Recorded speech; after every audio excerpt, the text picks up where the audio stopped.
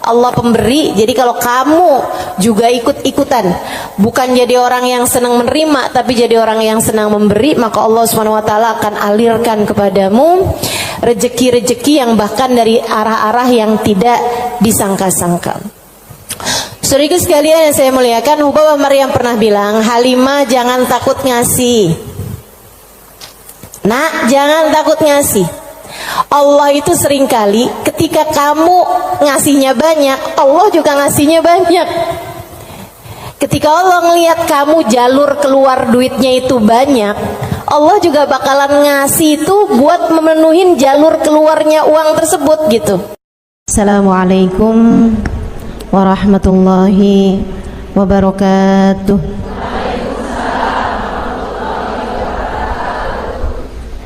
Alhamdulillah, wassalatu wassalamu ala rasulillah Muhammad ibn Abdillah wa ala alihi wa sahbihi wa man wala.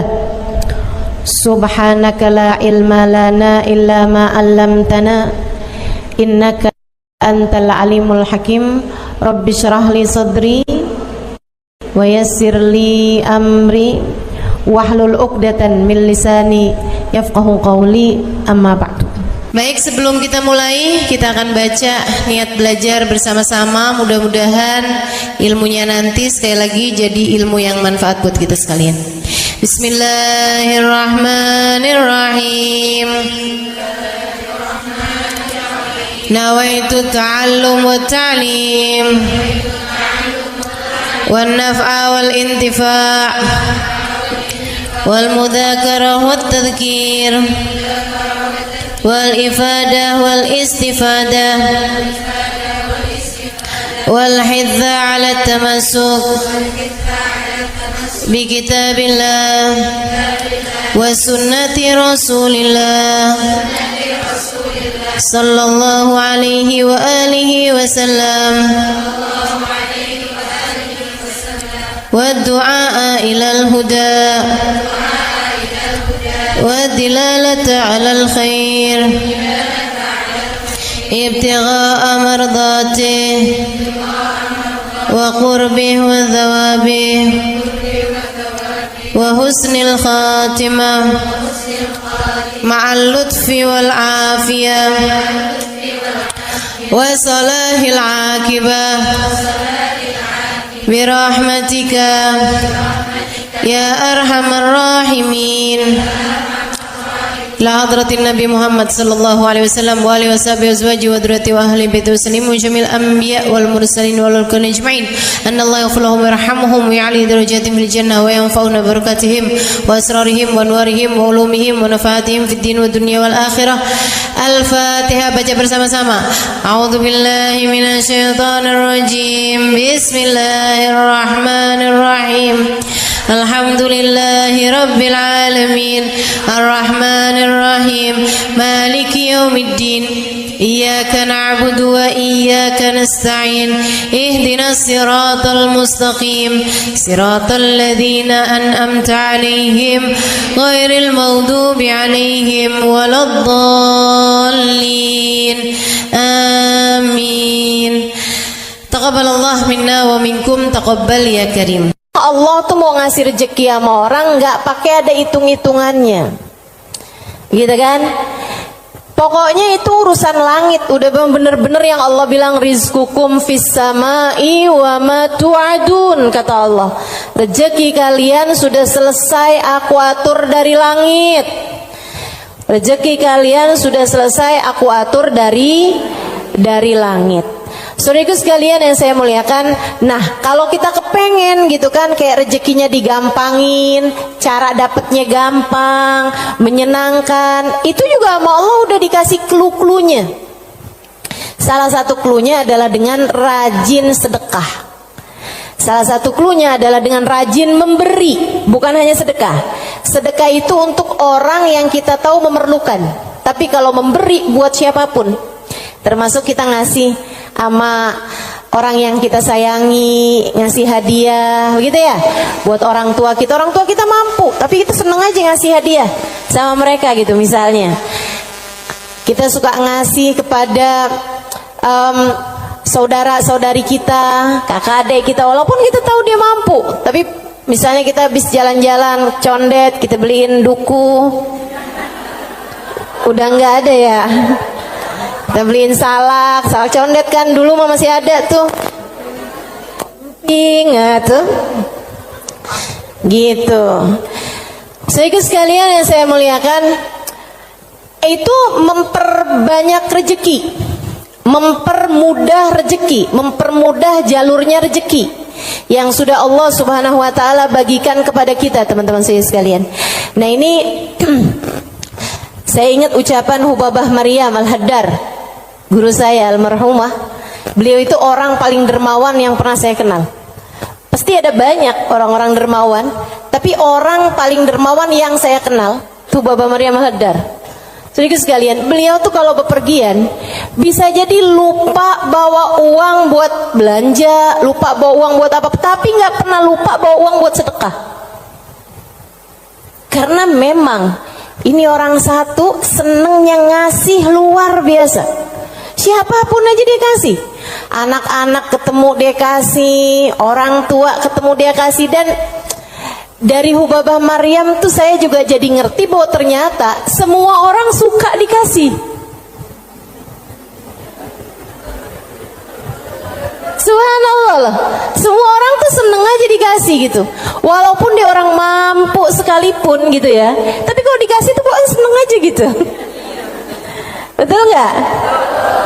Ini yang katanya Nabi Muhammad, tahadau tahabu, saling beri hadiahlah kalian, maka kalian akan semakin saling sayang, semakin saling cinta. Makanya para ibu mesti yang besar hati buat selalu bisa ngasih sama anak-anaknya, para istri ngasih buat suaminya, begitu kan ya, saudara ngasih buat saudaranya dan seterusnya gitu. Itu memang adalah bagian dari kita pengen cari ridha Allah SWT, irhamukillah, dengan cara memberi tersebut itu ya, ngambil sifatnya Allah SWT. Allah tuh mu'ti, Allah pemberi. Jadi kalau kamu juga ikut-ikutan, bukan jadi orang yang senang menerima, tapi jadi orang yang senang memberi, maka Allah SWT akan alirkan kepadamu rezeki-rezeki yang bahkan dari arah-arah yang tidak disangka-sangka. Saudara sekalian yang saya muliakan, Hubabah Maryam pernah bilang, Halimah jangan takut ngasih. Nak, jangan takut ngasih. Allah itu seringkali ketika kamu ngasihnya banyak, Allah juga ngasihnya banyak. Ketika Allah ngelihat kamu jalur keluar duitnya itu banyak, Allah juga bakalan ngasih itu buat memenuhin jalur keluarnya uang tersebut gitu. Atau Hubabah kayak begitu, jangan takut buat ngasih, nak, jangan takut buat ngasih. Subhanallah, itu sering saya inget-ingetin tuh, jangan takut buat ngasih, jangan takut buat ngasih. Kadang-kadang tuh orang punya banyak aja, kalau mau keluarin duit tuh kayak disuruh keluarin separuh nyawa gitu, penuh perhitungan ya. Makanya ada satu cerita, salah satu dari habaib teriak-teriak manggil anaknya. Misalnya anaknya namanya siapa? Husein misalnya. Sen. Anaknya sebelah saya ada yang namanya Husein. Sen. Si Husein ini kan dia dengar panggilan tapi dia nggak tahu ayahnya ada di mana. Dia bilang, "Bang Abah ada di mana sih, Bah? Ini Husein, Bah. Lebek, Bah." Kata Abah, ya kamar mandi, nak. Iya, Bah. Dikirain suruh ngambil sabun, apa kehabisan odol gitu kan. Sen, tolong ambilin duit Abah, nak. Ada di gesper Abah warna hijau. Iya sih. Habaib-habaib kita suka punya gesper warna hijau. Gespernya habaib tuh ya. Jadi gespernya dipakai bukan buat celana panjang, tapi buat sarung. Ada yang tahu nggak? Anak-anak zaman sekarang nggak pada tahu nih, nggak seru ah.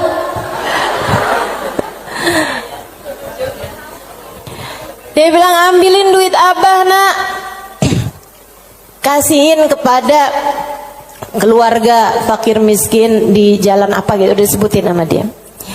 Dikerjain sama anaknya saat itu juga, diambil uangnya kemudian diserahkan kepada keluarga yang dimaksudkan sama abahnya. Habis dia pulang, dia bilang sama abahnya, "Bah, abah kenapa sih bah sampai repot-repot lagi di kamar mandi, bukan nunggu aja ntar keluar." Abahnya bilang, "Nak, kalau keluar setannya lain lagi."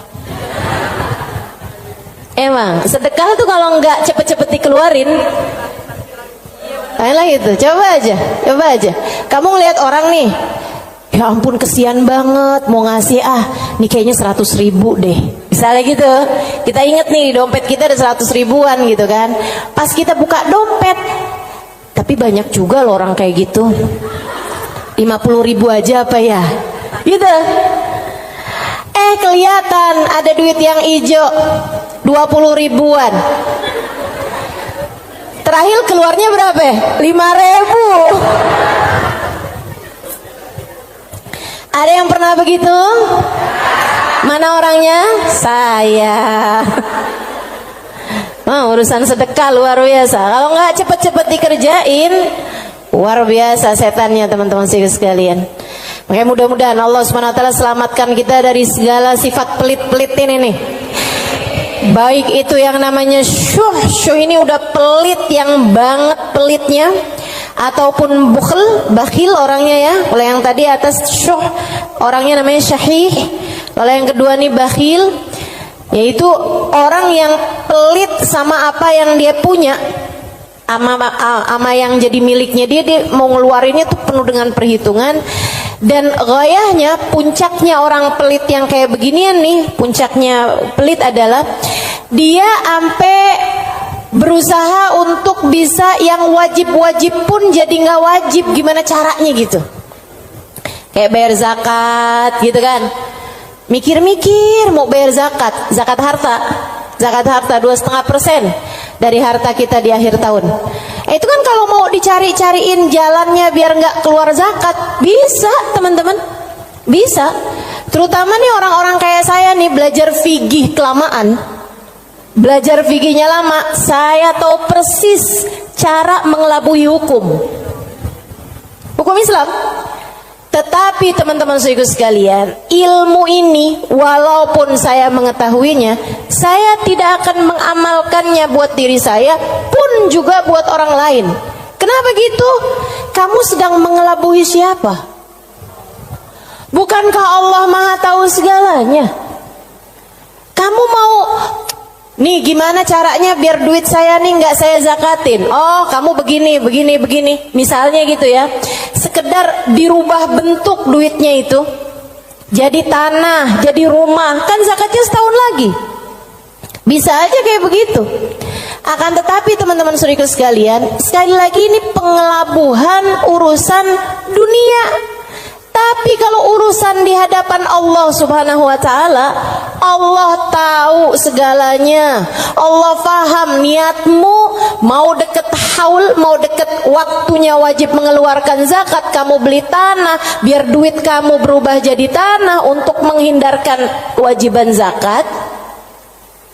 Allah paham betul urusan apa yang ada di dalam hatimu itu. Jadi janganlah sok-sokan cari-cari.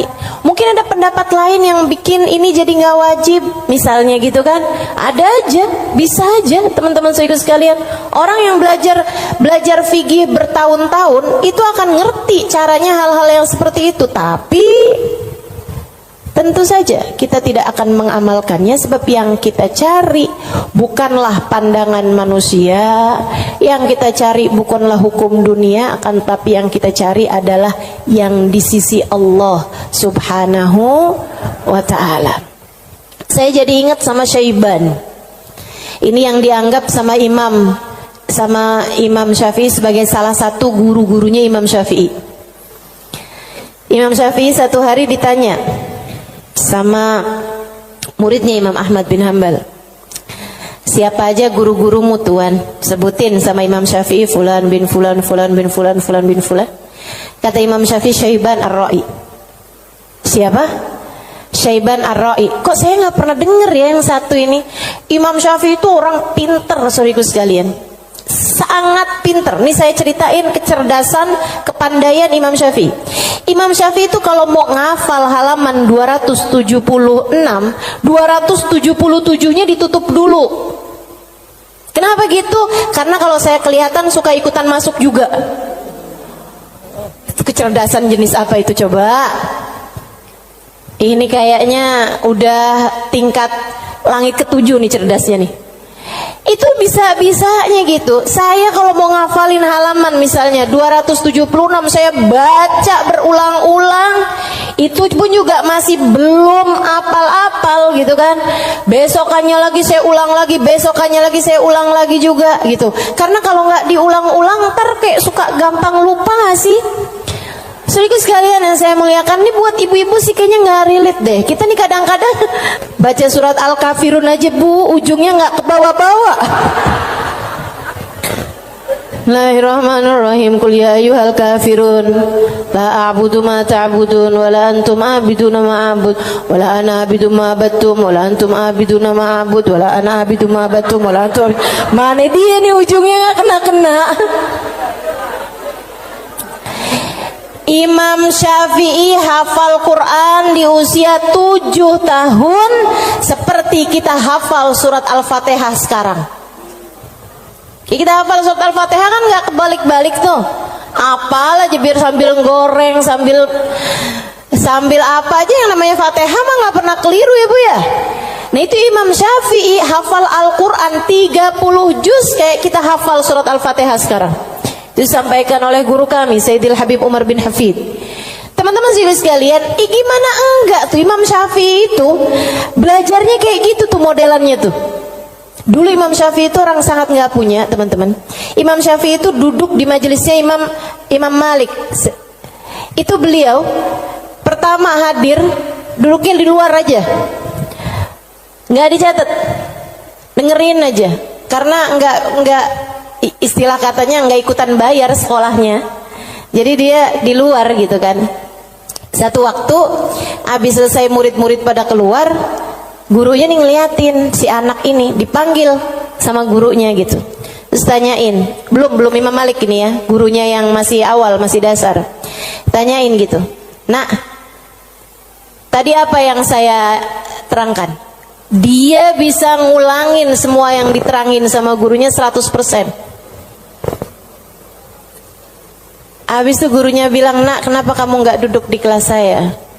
Dia bilang, karena saya nggak ikutan bayaran. Nggak apa-apa, duduklah nak di kelas saya akan berbangga dengan kamu bisa duduk di kelas saya.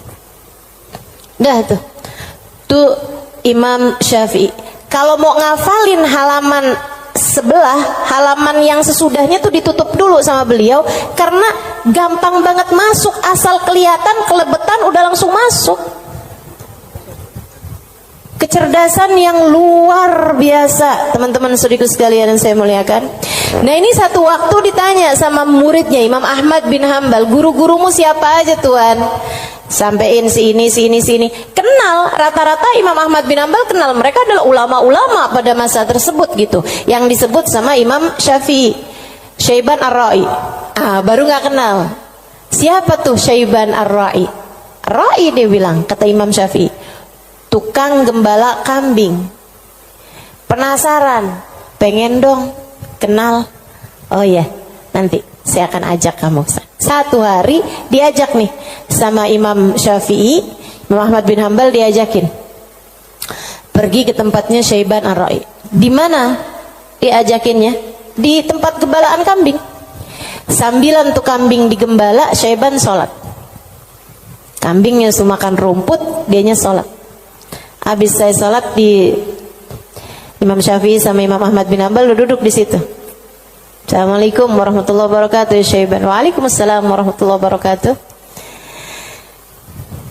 Syaiban, saya nih datang kemari nih, katanya Imam Ahmad bin Hambal, karena Imam Syafi'i waktu saya tanya salah satu gurunya, dia menyebutkan dirimu wahai Syaiban. Emang Syafi'i ini ada-ada aja. Tawadu kan, bukan yang ya gitulah saya. Walaupun saya kelihatannya penggembala kambing ya, tapi jangan remehkan. Saya gurunya Imam Syafi'i, enggak gitu. Dia bilang, Imam Syafi'i ini emang ada-ada aja. Bagaimana mungkin penggembala kambing seperti saya jadi gurunya Imam Syafi'i? Kata Imam Syafi'i, Syaiban, Saya datang kemari ini mau bertanya beberapa permasalahan. Oh iya, boleh. Apa pertanyaanmu? Yang pertama, kami mau tanya kepadamu urusan sholat. Kalau kamu nih ngerjain sholat, terus kamu lupa Syaiban, ini udah 2 rakaat apa baru 1 rakaat ya? Apa yang harus kamu lakukan wahai Syaiban? Syaiban jawab, ala madhabina au ala madhabikum. Sesuai madhab kalian atau sesuai madhab saya? Oh, Syaiban punya madhab, maaf, Syaiban punya madhab. Katanya Imam Syafi'i, memang ada 2 madhab nih dalam masalah ini? Iya, tentu saja. Madhab kalian selalu berbeda dengan madhab saya. Oh, boleh kami tahu kalau sesuai dengan madhab kami gimana Syaiban? Kalau madhab kalian, kalau lupa berapa rakaat sholat, ngambil rakaat yang sedikit, kemudian sesudahnya sujud sahwi. Iya benar, kata Imam Syafi'i, benar.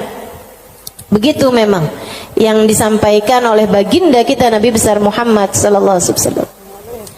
Kalau madhab kalian gimana Syaiban? Kata Syaiban, kalau madhab kami, madhab ahli tasawuf, madhab hamba-hamba dekat dengan Allah Subhanahu wa taala, madhabnya para wali lah boleh dibilang.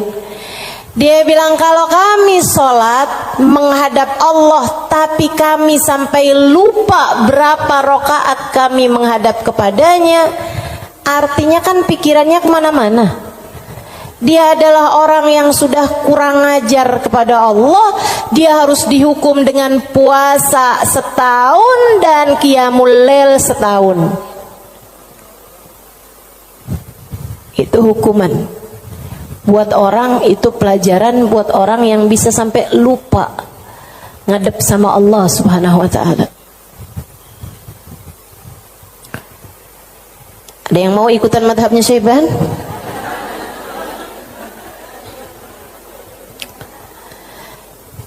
Oke. Imam Ahmad bin Hanbal dia mikir, pantesan nih orang jadi gurunya Imam Syafi'i. Nggak salah. Dia bilang pertanyaan yang kedua, wahai Syaiban, ini saya mau nanya urusan zakat. Baik. Ini kan kamu kan punya banyak kambing nih Syaiban nih, yang kamu gembalakan nih kambing-kambing mau bukan? Iya, kambing saya, kata Syaiban. Ada kayak berapa ekor lah kambingnya. Dia bilang, berapa zakatnya kambingmu ini wahai Syaiban? Syaiban kembali nanya, ala madhabina am ala madhabikum? Madhab saya apa madhab kalian? Dia bilang, emang ada 2 madhab juga nih dalam urusan zakat ini nih? Iya, selalu ada opini-opini, pemahaman-pemahaman dalam urusan agama. Dan teman-teman, agama Islam ini satu-satunya agama yang memperbolehkan kamu untuk, bahkan menyuruh kamu untuk selalu berpikir. Agama yang paling natural, agama yang sesuai sama pola pikir manusia. Kamu harus berpikir biar selamat dari api neraka. Kamu harus berpikir, gitu kan? Bahkan Allah ketika menceritakan tentang orang-orang ahli neraka, lahum qulubun la yafqahuna biha, kata Allah. Mereka punya hati, punya pikiran, tapi nggak dipakai mikir. Akhirnya jadi ahli neraka. Orang selalu aja tuh, fa'tabiru ya ulil albab, gitu kan? Maka ambillah pelajaran dari sini, wahai yang berpikir. Disuruh berpikir. Kita ini dalam Islam ini disuruh berpikir, nggak boleh kayak yang udah ini doktrinnya agama, udah ikut aja, nggak bisa. Islam ini adalah agama yang selalu memerintahkan kamu buat berpikir. Makanya Syaiban kepikiran tuh jawaban-jawaban yang tidak sesuai dengan konteks fikih, tapi tidak salah. Teman-teman. Ya, orang yang lupa rakaat kemudian dia merasa bahwa dirinya adalah seorang yang kurang ajar sama Allah Subhanahu wa taala karena menghadap Allah, tapi kepikirannya gelambiar kemana-mana. Kalau dia kemudian menghukum dirinya sendiri dengan puasa sepanjang tahun, yaitu tentu adalah sesuatu hal yang luar biasa tingginya gitu. Seseorang yang sudah mencapai tingkat spiritualitas yang sangat-sangat berkelas. Ditanya nih urusan zakat nih. Berapa zakatnya wahai Syaiban? Katanya Syaiban, ala madhabina am ala madhabikum? Sesuai dengan madhab kalian apa sesuai dengan madhab saya? Kalau madhab kami gimana Syaiban? Orang kan buat tahu kan mesti tahu perbandingannya. Oh kalau madhab kalian 40 ekor kambing, 1 ekor kambing, 121, 2 ekor kambing, selanjutnya setiap 100, 1 ekor kambing. Iya benar. Kayak gitu tuh. Zakatnya kambing. Menurut Islam sesuai dengan apa yang sudah diajarkan baginda kita Nabi besar Muhammad. 40 1 ekor kambing, 121 2 ekor kambing, selanjutnya setiap 100 1 ekor kambing. Jadi kalau kamu punya 900 ekor kambing berarti 9 ekor gitu. Kalau menurut madhab kalian gimana wahai Syaiban? Syaiban kemudian menjawab, kalau madhab kami, saya ini budak, budaknya Allah. Innama ana abd, saya ini adalah budak, budaknya Allah. Dan seorang budak tidak memiliki harta, sebab semua harta budak adalah harta majikannya. Dan itu benar, harta budak adalah harta majikannya. Jadi kambing-kambing saya ini, ya udah, terserah Allah aja.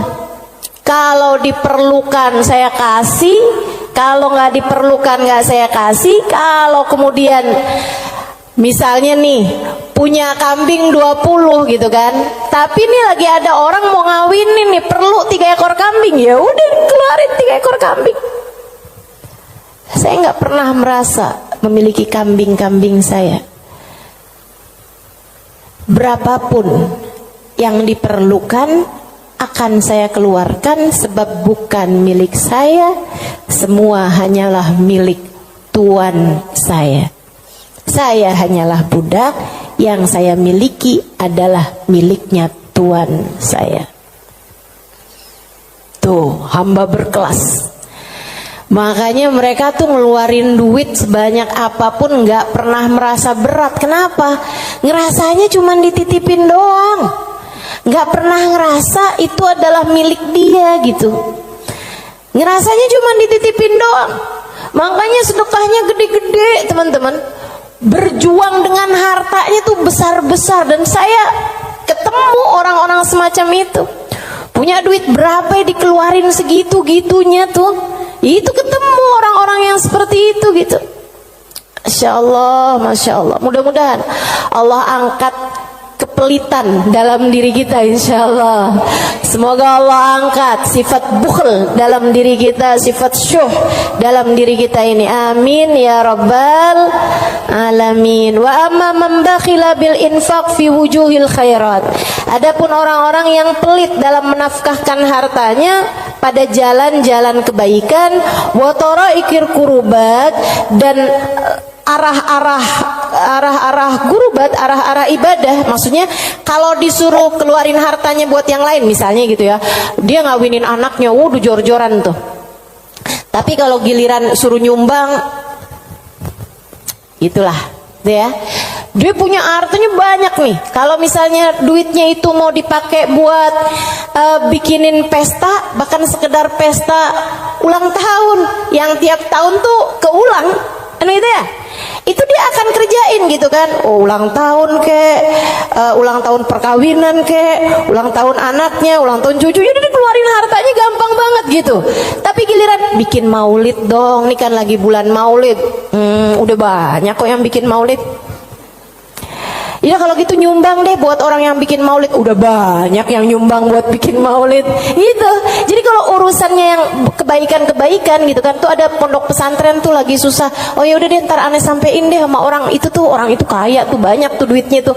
Dia lupa kalau duitnya juga banyak. Ada orang-orang yang kalau jalan-jalan yang lain dia royal, dia biasa aja gitu, ngeluarinnya nggak berat. Tapi di saat dia suruh ngeluarin untuk jalan-jalan kebaikan, dia ngerasa berat.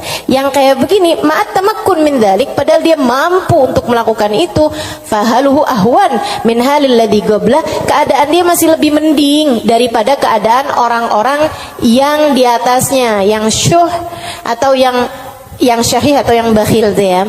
Yang atasnya itu sampai dengan yang wajib-wajib aja dia nggak mau keluarin. Kalau yang ini yang wajib sih dia keluarin sih. Yang wajib dia keluarin. Cuman kalau yang sunnah-sunnah gitu, kayak nyumbang-nyumbang, ngasih-ngasih sama orang, gitu-gitu dia tar dulu deh, duit saya juga nggak segitu banyaknya gitu kan. Ada orang nih susah-susah nih, terus dia bilang gitu, emang beneran susah anak-anak yatim gitu kan, korban bencana alam atau apa gitu, emang beneran susah. Itu juga mau ngeluarinnya kayak yang berat banget gitu. Yang kayak beginian gimana nih? Ahwan minal ladzi qabla, mendingan sih daripada yang sebelumnya. Sebutnya apa? Wa yusamma bakhilan aidan, disebut juga orang bakhil juga. Li'annahu qad athara al-mal wa laqiba fi imsaki, karena dia mendahulukan harta untuk dirinya sendiri dan dia senang buat pegangin hartanya. Wa bakhila bi badlihi fi ma huwa arfa' lahu wa anfa' inda rabbih min ad-darajatil ula wal khairatil baqiyah fid daril akhirah. Karena dia itu kan bakhilnya itu menyelahkan sesuatu yang dia rasa lebih bermanfaat. Kalau dia disuruh nyumbang nih, kayak dia akan mikir yang daripada saya nyumbang, mendingan juga buat sekolah anak aja nih dulu, mendingan buat ngirimin anak dulu aja, mendingan buat ini aja, mendingan buat itu aja. Kayak yang dicari-cari gitu keperluan dia itu, mendingan ganti horden aja, mendingan ganti karpet aja, mendingan ada pintu model baru, mendingan saya ganti pintu aja, mendingan saya pokoknya gitu aja gitu. Daripada dia mencari-cari, maksudnya daripada dia mengeluarkan hartanya untuk urusan-urusan yang sifatnya akhirat, dia akan lebih memilih untuk yang buka cabang aja, buka usahanya lebih luas aja, mendingan ini aja, mendingan itu aja, kayak gitu. Atau bahkan mendingan buat kawin lagi aja. Itu ngebantu orang juga. Dia akan nyari perempuan yang miskin juga. Gimana tuh? Wa madamal insan yarjah imsakul mal ala badli fi mahabillah wa maradi fa huwa ghairu khalin an syai'in minal bukhl. Dan sesiapa orang, selagi seseorang itu masih lebih mendahulukan, masih lebih mementingkan megang hartanya daripada menyerahkannya di jalan yang diridhoi Allah dan yang dicintai Allah, maka artinya orang tersebut belum kosong dari sifat pelit. Artinya dia masih punya sifat pelit dalam dirinya. Uang kamu nih antara kamu serahkan buat beli sesuatu duniawi, sama kamu serahkan buat kepentingan akhirat, kamu ringanan mana? Ya kita masih lebih ringan untuk urusan-urusan dunia kita kan? Betul nggak? Atau untuk antara kamu keluarkan di jalan Allah dengan kamu tabung, kamu masih beratan mana? Ya beratan ngasih lah. Kalau buat nabung kan ya buat diri kita sendiri, itu investasi masa depan, harus kita pikirkan juga kan. Nah itu berarti kata Imam Ghazali, Imamul Haddad, Imamul Haddad yang bilang ya, bukan saya ya. Berarti dia ya memang masih pelit juga. Kamu masih pelit. Selagi antara uang kamu pakai buat tabungan sama uang kamu serahkan untuk jalan-jalan kebaikan, kamu masih memilih untuk nabung. Berarti ini kayaknya kita semua masih pelit lah ya. Udah kita sepakatin aja dah. Masih pelit semuanya, ya Allah, ya Allah. Makanya masih harus terus-terusan berdoa. Allahumma inni a'udzubika minal ajzi wal kasal wa'ud. Allahumma inni a'udzubika minal hammi wal hazan wa a'udzubika minal ajzi wal kasal wa a'udzubika minal jubni wal bukhl wa a'udzubika min ghalabatid dain wa qahrir rijal. Itu masih harus terus-terusan kita baca teman-teman, tiap hari, tiap pagi kita baca doa itu. Ya Allah, beri kami hidayah untuk bisa ringan tangan dalam memberi, enggak terus-terusan pelit sama apa yang kami miliki ya Allah. Wala yakunul insan jawadan sakhiyan hatta yakuna badlul mal fi mahabbillah arja inda wa ahab ilaih min imsaki. Dan seseorang itu belum bisa disebut dermawan, belum bisa disebut sakhi, belum bisa disebut orang karim, orang dermawan sampai dia merasa bahwa menyerahkan uang di jalan Allah lebih dia sukai daripada menabung, daripada pegang duit itu, daripada dia nggak ngasihnya di jalan Allah gitu. Kalau kamu ngerasa masih ngasih itu lebih berat daripada kamu pegang, nah itu berarti kamu masih pelit. Tapi kalau kamu ngerasa ada yang ngasih lebih kamu sukai daripada kamu pegang, gitu ya, itu berarti kamu adalah seseorang yang dermawan. Udah jadi tambah jauh aja nih kita nih. Fa'alam dalik wa'mal alaih. Ketahuilah hal ini dan amalkanlah. Wallahu yatawalla hudak. Semoga Allah subhanahu wa ta'ala memberikan petunjuk kepadamu. Amin ya rabbal alamin.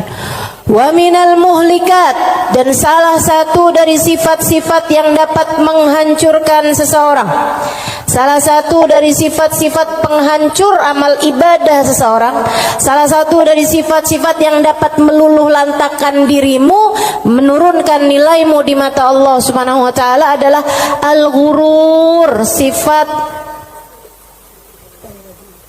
ghurur, tertipu.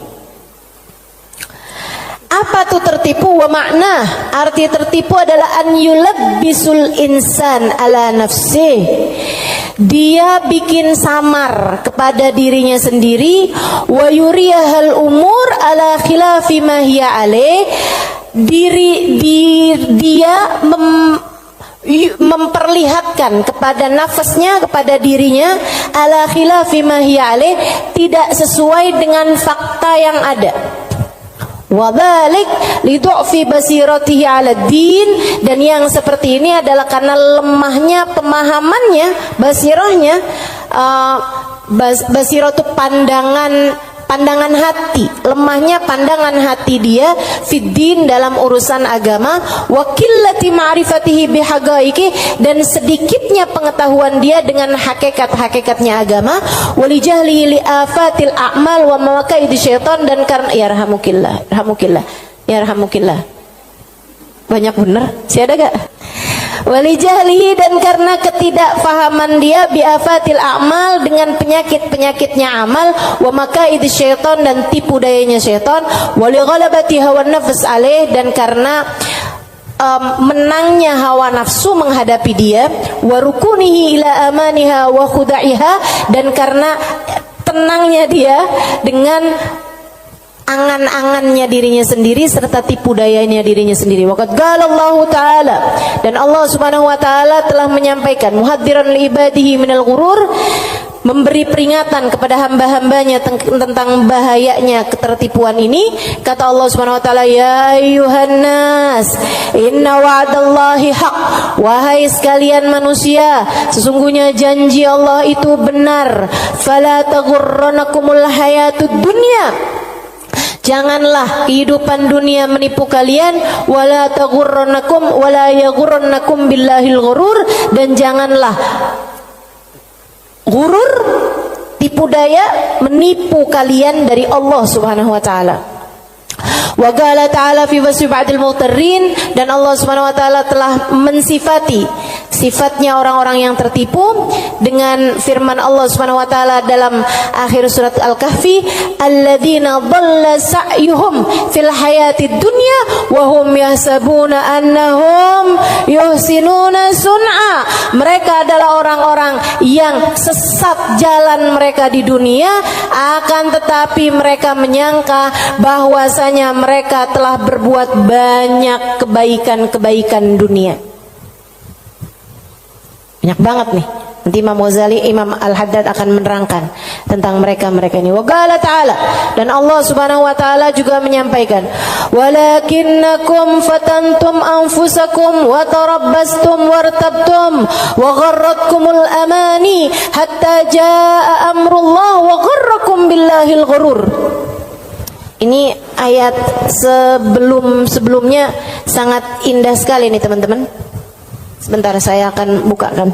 Kata Allah Subhanahu wa taala, walakinnakum fatantum anfusakum, akan tetapi kalian telah menipu diri-diri kalian sendiri, wa tarabbastum, dan kalian menunda-nunda, wartabtum, dan kalian merasa ragu, wa gharratkumul amani, dan kalian tertipu dengan angan-angan kalian sendiri, hatta jaa amrullah, sampai datang ajal menjemput kalian, wa gharrakum billahil gharur, dan kalian telah tertipu, dan tipu daya telah menipu kalian dari Allah Subhanahu wa taala.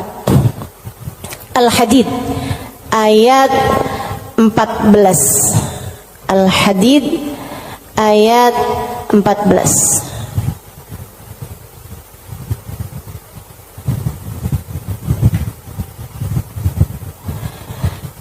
Al-Hadid ayat 14. Nih. Ini serem sih. Saya mau baca ayat ini nih, pas baca Quran pas nyampe ayat-ayat ini. Ya Allah, ngerinya. Saya bacain ya.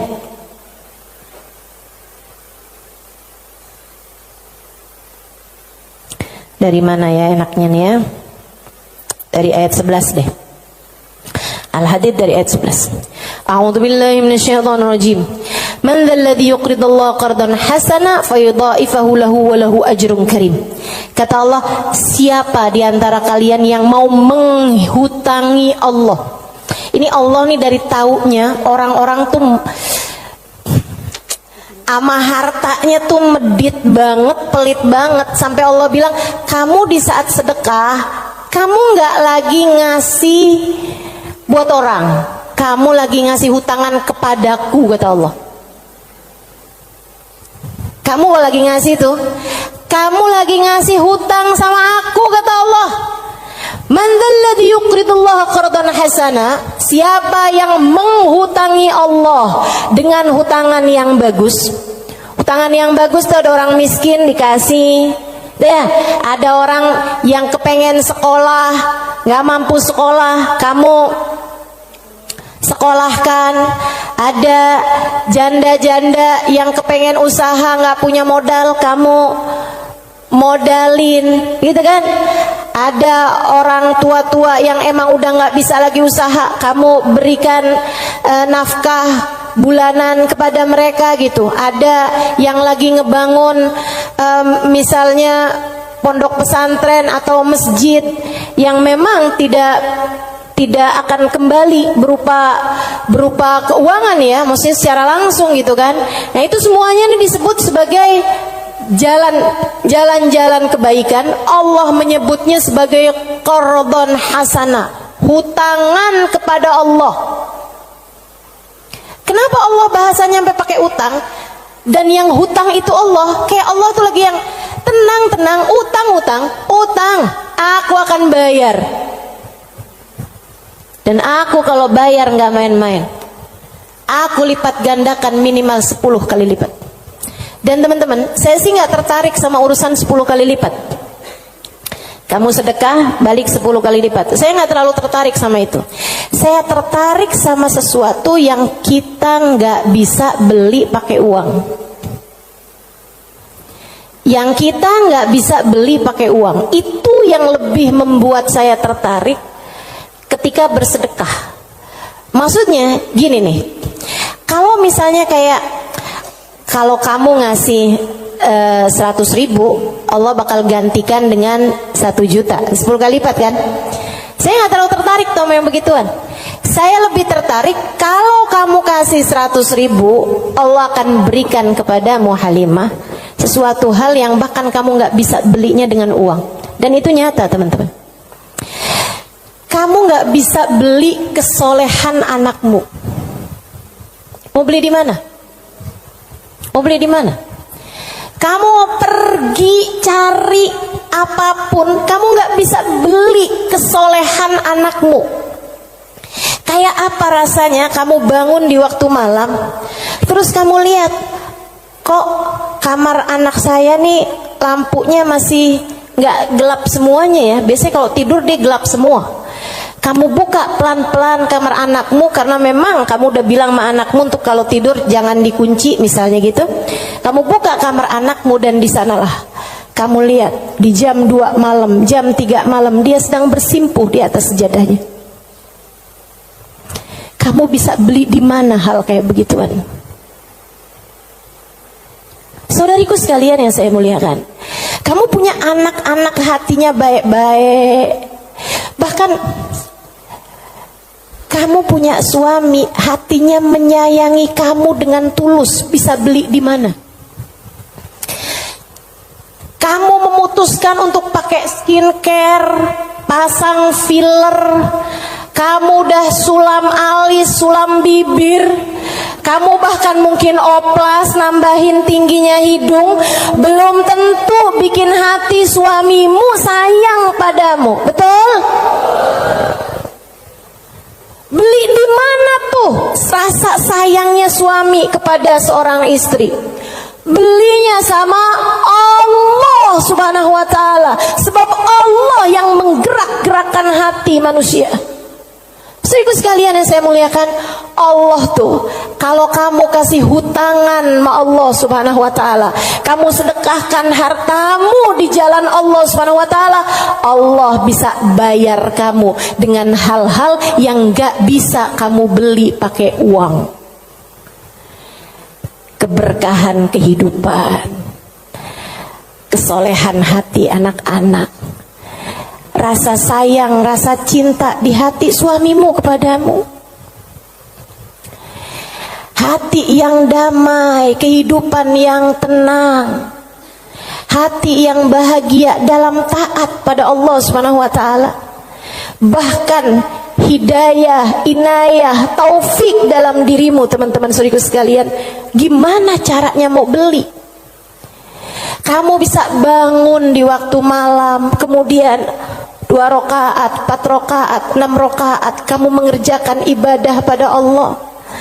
Kemudian kamu beristighfar, kemudian kamu berdoa, kemudian kamu menyebut-nyebut namanya.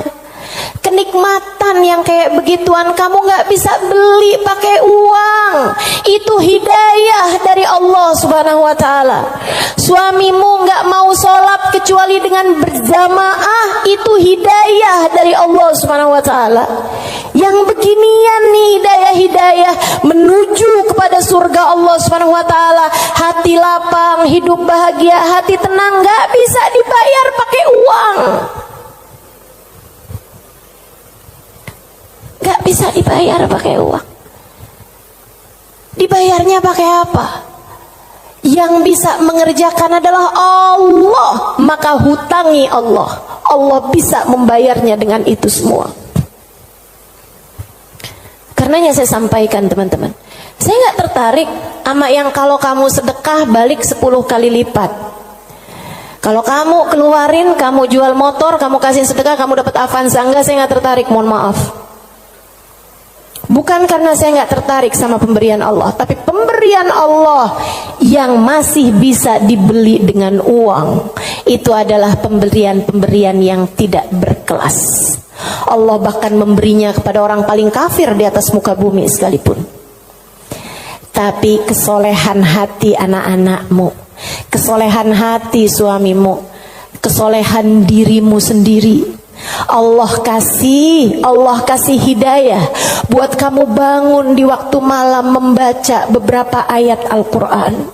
Allah kasih kamu bangun di waktu malam, kamu menengadahkan tangan berdoa kepada Allah Subhanahu wa ta'ala. Saat itu Allah, setiap kali kamu memanggil ya Allah, ya Allah, ya Allah, Allah menjawab labbaik ya abdi wa sa'daik. Labbaik wahai hambaku, apa yang kamu mau, apa yang kamu mau, minta apa yang kamu mau. Ampuni dosa-dosa saya ya Allah. Allah bilang labbaik hambaku, aku ampuni dosa-dosamu. Mudahkan saya berbuat kebaikan ya Allah, labbaik hambaku, labbaik hambaku. Aku akan memudahkanmu berbuat kebaikan. Kasih saya ilmu yang manfaat ya Allah, labbaik hambaku. Aku akan beri padamu ilmu yang manfaat. Saudariku sekalian yang saya muliakan, yang ini nih tidak akan Allah berikan kecuali kepada hamba-hambanya yang Dia cintai. Assalamualaikum warahmatullahi wabarakatuh.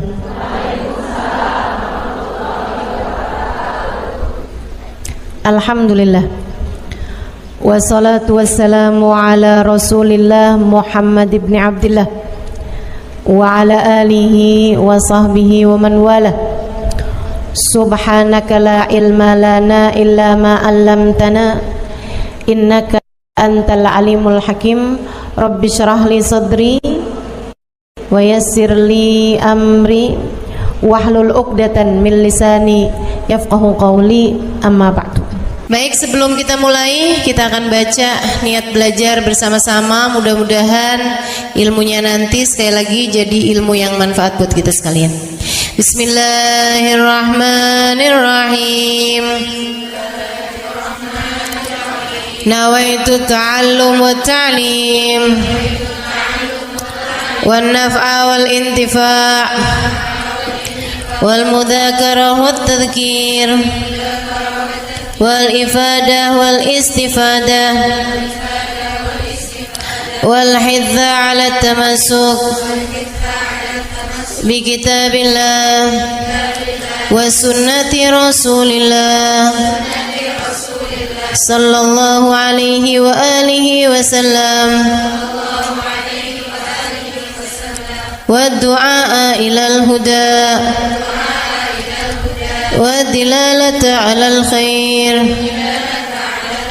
ابتغاء مرضاته وقربه وثوابه وحسن الخاتمة مع اللطف والعافية وصلاح العاقبة برحمتك يا أرحم الراحمين. إلى حضرة النبي محمد صلى الله عليه وسلم وآله وصحبه وأزواجه وذريته وأهل بيته وسلم وجميع الأنبياء والمرسلين والكون أجمعين أن الله يغفر لهم ويرحمهم ويعلي درجاتهم في الجنة وينفعنا ببركاتهم وأسرارهم وأنوارهم وعلومهم ونفعاتهم في الدين والدنيا والآخرة. Al-Fatihah, baca bersama-sama. A'udzu billahi minasyaitonir rajim. Bismillahirrahmanirrahim. Alhamdulillahi rabbil alamin. Ar-Rahmanir Rahim. Maliki yaumiddin. Iyyaka na'budu wa iyyaka nasta'in. Ihdinas siratal mustaqim. Siratal ladzina an'amta 'alaihim ghairil maghdubi 'alaihim waladdallin. Amin. Taqabbalallah minna wa minkum, taqabbal ya karim. Warraghbah fid dunya, sementara rakus ambisi terhadap dunia, tukathirul ham, bikin banyak sumpah, wal hazan, dan bikin banyak kesedihan. Bikin sedih badan kita, bikin sedih hati kita, bikin sumpek dan bikin akhirnya jadi berpenyakit ya badan kita ini. Ar-raghbah fid dunya. Wal batalah, sementara batalah, kalau di situ diartiin apa batalah? Nganggur ya, benar. Cuman bahasa yang enak apa ya? Tugasil galba, lalai dari Allah, maksudnya ya nggak kepengen dunia juga, nggak kepengen akhirat juga gitu. Kayak gabut. Anak zaman sekarang bahasanya gabut ya. Gabut itu apa sih sebenarnya? Nggak ada kerjaan gitu kan? Itu kayak ada singkatan nggak butuh gitu kali ya dari itu ya. Nggak ngapa-ngapain gitu, pengangguran aja gitu, nggak jelas. Wal batalah tuh terlena, nganggur gitu kan, tidur mulu gitu, luntang lantung. Nah, ada orang luntang-lantung gitu kan. Dibilang luntang-lantung, dibilang lantung-luntang. Tugasul galba, bikin keras hati. Bikin keras hati. Nganggur tuh penyakit bahaya memang. Bahaya. Wa qala alaihi salatu wassalam, dan bersabda pula baginda Nabi besar Muhammad, Naja awalu hadhil umma bizzuhdi wal yaqin. Awal umat ini terselamatkan dengan zuhud wal yakin, dan dengan keyakinan yang kuat. Wasayahlik akhiruha bil hirsi wa tulil amal, dan akan hancur akhirnya umat ini, akan hancur disebabkan hirs, ambisi terhadap dunia, wa tulil amal, dan panjang angan-angan. Wa ma warada minal ayati wal akhbar wal athar fi dammi dunya wa dammil muhibbina laha warraghibina fiha wa dammil hirsi 'alaiha kharijun anil hasr. Dan apa yang warid, apa yang datang dari ayat, hadis, athar itu yang disampaikan oleh Nabi maupun para ulama, fi dammid dunya, dalam celaknya dunia, maksudnya mengenai betapa buruknya dunia, betapa buruknya orang-orang yang mencintai dunia, betapa buruknya orang yang ambisi terhadap dunia, dan mil hirs 'alaiha, betapa buruknya orang yang rakus terhadap dunia. Banyak sekali kharijun anil hasr, enggak bisa kehitung. Ayat, hadis maupun ucapan para ulama mengenai betapa buruknya dunia, betapa buruknya para pecinta dunia dan lain sebagainya, ini banyak banget hadisnya, keterangannya enggak kehitung. Watasani fil ulama, dan karangan-karangan para ulama rahmatullahi alaihim, semoga rahmat Allah senantiasa tercurah pada mereka, minas salaf wal khalaf, baik dari ulama zaman dulu maupun ulama-ulama belakangan, masyhuna bidzalik, penuh sekali dengan hal-hal yang seperti itu. Kayak Imam Ghazali gitu kan, nulis dalam kitabnya baik Ihya Ulumuddin ataupun kitab yang terakhirnya beliau itu namanya Minhajul Abidin dan lain sebagainya, itu banyak banget mengenai hal-hal yang seperti ini gitu. Betapa pentingnya kita untuk zuhud terhadap urusan dunia. Tsumma inad dunya ibaratun wallahu a'lam bisawab. Sampai situ ya. Nabi Muhammad alaihissalam mengatakan, az-zahada fid dunya tuyrayyihul qalba wal badan. Zuhud dunia nih. Apa tuh zuhud? Zuhud itu teman-teman tidak mengharapkan kesenangan dunia dari Allah sekalipun ya, enggak minta gitu, enggak seneng gitu sama kesenangan dunia dari Allah. Itu namanya zuhud akhirat. Dan juga teman-teman, zuhud ama manusia itu tidak menginginkan apa yang ada pada manusia, apa yang dimiliki orang enggak kepengen. Gitu kan? Itu namanya zuhud fima fi aidin nas. Ini disampaikan Nabi Muhammad dalam hadisnya, izhad fid dunya yuhibbukallah, wazhad fima fi aidin nas yuhibbukan nas. Kata Nabi Muhammad alaihissalam, zuhudlah kamu dari dunia. Zuhud tuh enggak seneng, enggak ambisi, enggak fokus kepada kesenangan dunia maupun pencapaian dunia. Hati-hati, tipis teman-teman bedanya, gitu kan? Pencapaian dunia, saudara sekalian, kayak gini loh, banyak followers, majelisnya jadi rame, itu tipis tuh antara kamu kepengen akhirat sama kamu kepengen dunia. Buat siapanya? Bukan buat yang hadir. Saya rasa kalau yang hadir mudah-mudahan baik gitu kan. Tipisnya itu buat pelaku-pelaku dakwah, baik yang rumahnya buka buat majelis atau dia buka majelis, atau yang ngajarnya nih gitu. Karena kalau tujuannya senengnya itu adalah urusan-urusan dunia, tuh tipis banget setan nantinya tuh bisa masuk dari arah situ. Dari arah situ masuknya. Izhad fid dunia, kata Allah Subhanahu wa taala. Makanya dari tipisnya nih yang saya sebut tadi itu ya, kayak keinginan kamu tuh dunia apa akhirat, keinginan kamu tuh pujian manusia atau pujian Allah. Itu sampai-sampai banyak dari para wali-walinya Allah Subhanahu wa taala meninggalkan kemasyhuran dunia karena khawatir sama hatinya. Banyak saudaraku sekalian. Sampai ada di antara para wali itu yang sampai berpura-pura nyuri. Sampai dikejar orang gitu kan.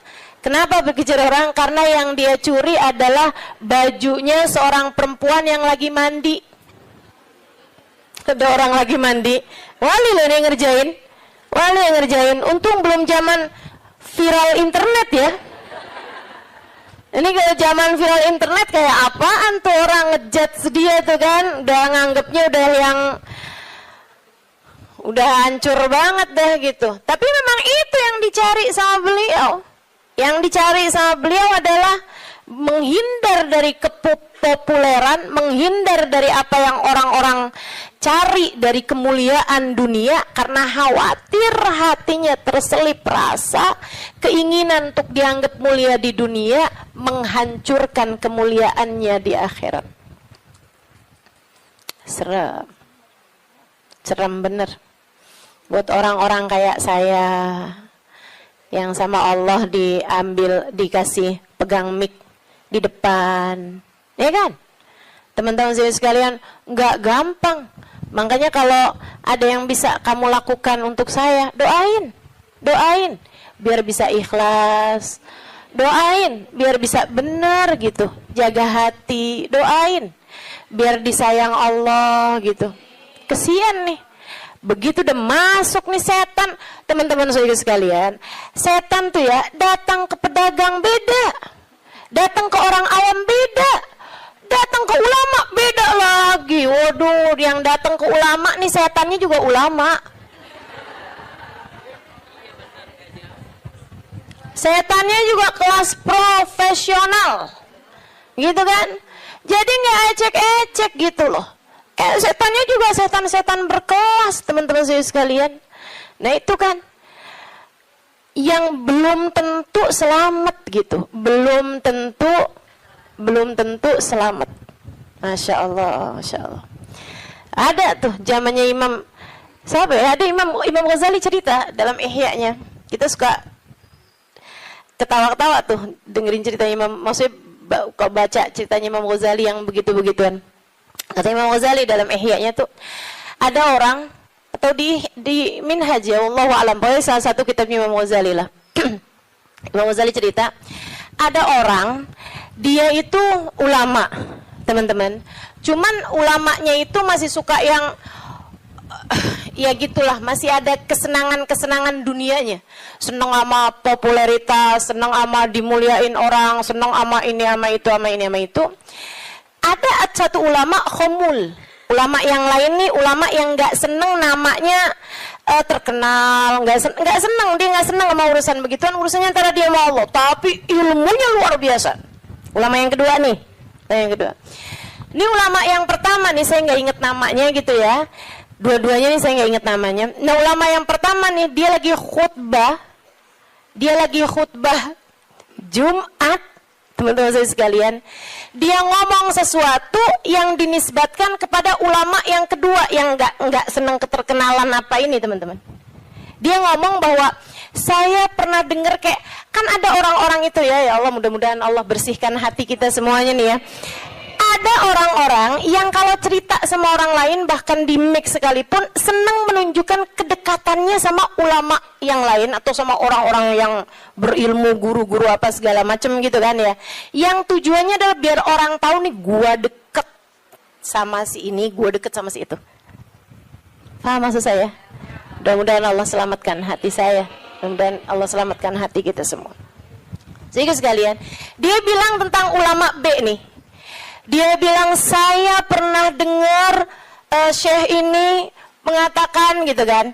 Syekh itunya hadir di majelis tersebut. Ya. Dan yang diomongin sama Syekh A ini tentang Syekh B itu nggak pernah diomongin sama Syekh B-nya. Paham? Jadi ulama A ini bohong tentang ulama B. Bohongnya di khutbah Jumat cuman untuk menunjukkan betapa dekatnya dia sama ulama B tersebut itu. Dia ngomong kayak begitu, sehingga sekalian, tahu apa yang dikerjain sama ulama B? Ulama B ini, kenapa nih anak?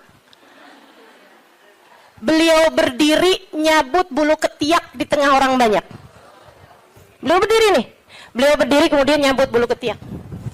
Heh, Syekh, kurang ajar kamu. Ini waktunya khutbah. Saya nggak pasti itu khutbah Jumat atau khutbah yang lain nih ya. Ala kulli hal. Syekh, ngapain kamu di waktunya khutbah? Kamu malah cabut bulu ketiak. Duduk Syekh, nggak punya adab. Kata Syekh B ini, kamu yang nggak punya adab nak. Kamu yang nggak punya adab pak. Kenapa kamu mengingatkan saya untuk sesuatu hal yang sunnah? Nyabut bulu ketiak, kalau salah mah hari Jumat ya. Nyabut bulu ketiak hari Jumat hukumnya sunnah.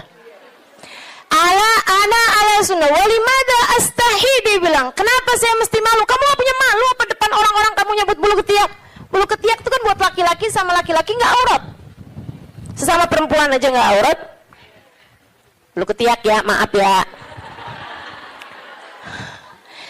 Teman-teman sekalian, beliau bilang walimada astahi. Kenapa saya mesti malu? Ana ala haq wa anta alal batil. Saya mengerjakan barang hak, kamu mengerjakan barang batil. Dia bilang saya mengerjakan barang hak, nyabut bulu ketiak sunnah hari Jumat. Dia bilang kamu ala batil. Karena kamu menceritakan tentang saya sesuatu yang tidak pernah saya katakan. Saya Syekh Fulan min Fulan, sebutin nama dia namanya. Ya Allah, merah padam mukanya. Seram teman-teman, seram. Ya gitulah. Kadang-kadang tuh sampai tipis banget keinginan dakwah atau keinginan pamer.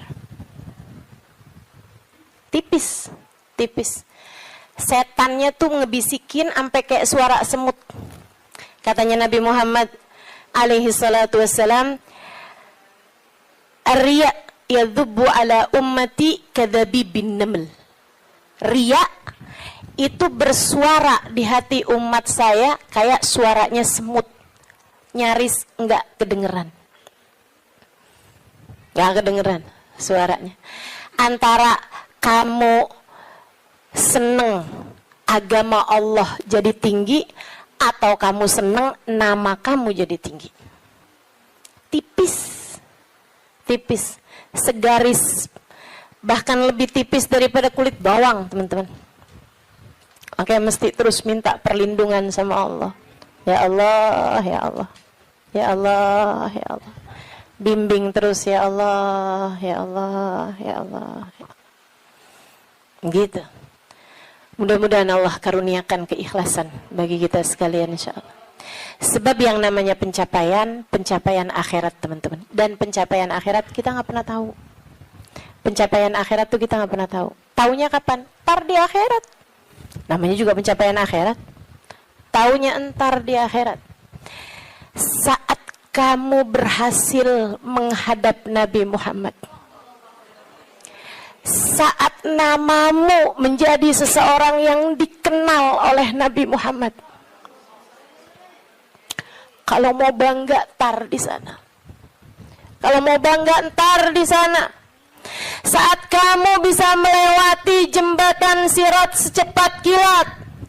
Saat kamu bisa selamat masuk surga Allah Subhanahu wa ta'ala. Saat kamu bisa digiring di belakang bagindamu Nabi besar Muhammad. Mau membusungkan dada saat itulah silahkan. Mau ngerasa diri sesiapa saat itulah silahkan. Mau menganggap diri berhasil mencapai kemuliaan saat itulah silahkan. Mau menganggap diri mencapai pencapaian dalam dakwah saat itulah silahkan. silahkan. Mau menganggap diri soleha, saat itulah silahkan. Jika sampai namamu dipanggil oleh Nabi Muhammad, jika sampai kamu diperkenankan bersalaman dengan Nabi Muhammad, jika sampai Nabi Muhammad berkata raditu biki, aku ridho kepadamu, saat itulah silakan melayang-layang teman-teman. Sebelum itu terjadi, kamu masih antara-antara, kamu masih ada di tepi jurang. Selagi itu belum terjadi, kamu masih ada di persimpangan jalan antara dinaikkan kepada Allah atau dihancurkan oleh Allah Ta'ala.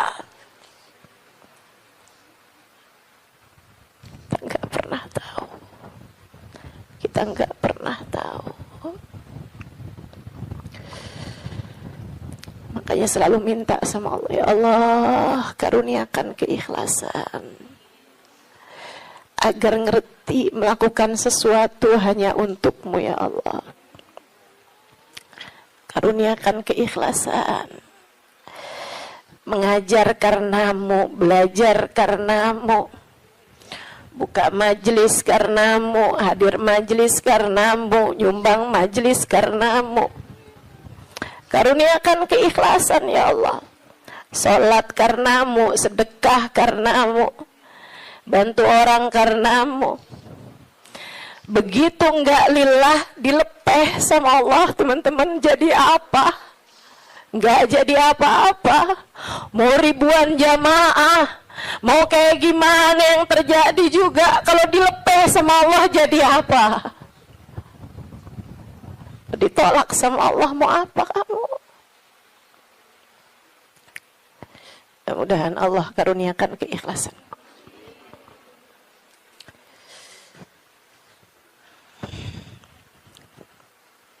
Az-zahada fid dunya, zuhud di dunia, zuhud dunia, ngarepnya cuma Allah semata. Izhad fid dunya, yuhibbukallah. Kalau Allah lihat hatimu nggak punya ketertarikan sama dunia, Allah cinta padamu. Gitu kata Nabi Muhammad. Hah? Hati kamu masih ngarep dunia nggak nih? Hati kamu masih ngarep harta, pandangan orang, jabatan, kemuliaan di mata manusia? Kamu masih fokus ke sana apa enggak gitu? Hati kamu masih fokus ke sana, jangan salahkan siapa-siapa. Kalau Allah pun juga belum fokus mengaruniakan rahmatnya kepadamu.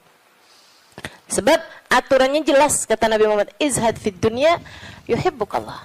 Bagaimana mungkin Allah akan menempati hatimu jika hatimu masih penuh sesak dengan selainnya? Teman-teman, kamu kalau mau taruhin di kamarmu itu lemari baru, tempat tidur baru, kamu mesti keluarin yang lama. Kalau kamarmu itu masih banyak banget barang-barang lain, yang nggak mungkin yang baru bisa masuk ke dalam kamarmu. Kan begitu? Hati kamu juga gitu. Hati kamu juga gitu. Saudara sekalian yang saya muliakan, bagaimana mungkin Allah akan berkenan bertahta di hatimu jika hatimu selama ini masih penuh sesak dengan selainnya? Penuh sesak dengan selainnya. Penuh sesak dengan anggapan orang, penuh sesak dengan cinta manusia. Yang kamu pikirin gimana biar suami tetap cinta padamu. Duh, kamu luar biasa.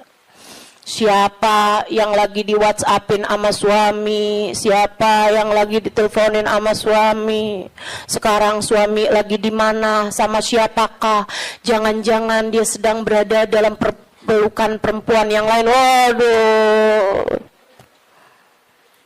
bagaimana kamu berharap Allah bertahta cinta dalam hatimu jika hatimu penuh sesak dengan selainnya. Teman-teman, keluarkan nya yang kecil-kecil agar nya yang besar berkenan bertahta di hatimu. Keluarin yang lain-lain. Keluarin perkara harta, perkara cinta manusia, pujian orang, semuanya keluarin.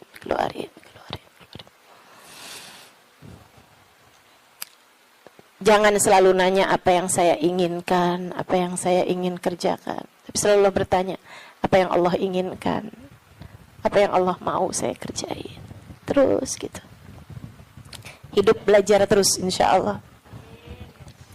Izhad fi dunia, kata Allah. Kalau Allah lihat hati kamu kosong dari mencintai dunia, Allah akan bertahta di dalamnya. Allah akan cinta kepadamu, teman-teman. Yuhibbukallah, kamu akan dicinta sama Allah kalau begitu. Wazhad fima fi aidin nas yuhibbukan nas. Kamu pengen dicintai sama orang, cintai disenengin sama manusia, seenggaknya gitu punya teman-teman baik, punya kawan-kawan baik gitu. Orang nggak jauh dari kamu itu juga nggak apa-apa, bagus. Caranya katanya Nabi Muhammad, izhad fima fi aidin nas. Zuhudlah kamu dari apa yang dimiliki sama orang. Jangan selamitan, jangan kepengen apa yang dipunya sama orang. Orang nggak seneng loh kalau kita tuh kayak yang ih bagus mau dong. Nggak seneng teman-teman. Ustazah kerudungannya cakep-cakep, Ustazah boleh nggak buat saya? Misalnya gitu. Saya ngomong sama Ustazah Khadijah. Tuh ya. Gak bagus teman-teman, gak bagus. Dan itu kamu gak akan disenengin sama orang kalau caramu kayak gitu tuh. Minta aja gak disenengin sama orang, apalagi ngambil. Kan ya, udah pasti tuh, orang gak seneng. Orang itu teman-teman punya banyak sekalipun gitu kan, kalau diminta tuh, kecuali para wali-walinya Allah, kecuali para orang-orang lain itu mah tingkatannya ya kan. Tapi kalau diminta tuh gak seneng itu juga gitu. Walaupun mintanya nggak yang dengan bahasa-bahasa yang ini gitu, terus terang, tapi kayak bahasa sindiran gitu kan. Kerudungannya banyak, boleh kali Ustazah yang ini cakep nih, gitu kan? Enggak boleh, nggak baik kayak begitu. Kamu menurunkan kemuliaanmu teman-teman. Yang kata Nabi Muhammad tuh, satu titik hitam di wajahmu di akhirat nanti setiap kali kamu meminta kepada orang lain. Izhad fima fi aidin nas. Apalagi kalau sampai kamu hati kamu nggak pernah tertarik sama apa yang dipunya sama orang. Oh, dicinta sama Allah. Saya ceritain tuh di buku Bidadari Bumi 2 tentang seorang perempuan yang diceritain sama Hubabah Nur. Sekalian saya muliakan, saya lagi ngobrol sama Hubabah cerita tentang orang ini. Tuh bahwa ada tuh 5 orang tuh. Emang bener nih hadisnya Nabi yang ini bener banget. Ra'aituhu bi'aini kata beliau. Saya lihat dengan mata saya. Dia bilang ada satu orang Alimah. Itu beliau si perempuan ini, saya bolak-balik ngelihat di undangan, di kondangan. Tuh ya, di pesta-pesta gitu perkawinan kayak gitulah, kondangan-kondangan. Bajunya itu terus. Saya tahu kalau dia ini miskin karena bajunya itu terus, gitu kan? Orang di Tarim itu kalau keluar semuanya pakai baju hitam. Nah, kalau baju hitam kan susah nandainnya kan yang sama semua. Betul apa enggak? Sedikit sekalian saya muliakan, makanya saya suka heran gitu. Ustazah Halimah nih fashionable, apa namanya? Bener nggak ngomongnya? Lagi mana? Apa tadi?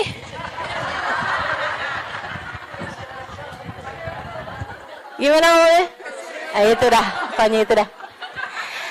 Lah orang saya tiap hari pakai hitam. Begitu ya. Sedikit sekalian. Nah ini kan kalau keluar mah agak susah ditandain karena kan semuanya hitam gitu. Tapi kan kalau pas kondangan tuh, orang sana itu kalau kondangan dalam ruangan semuanya perempuan, mereka dandan.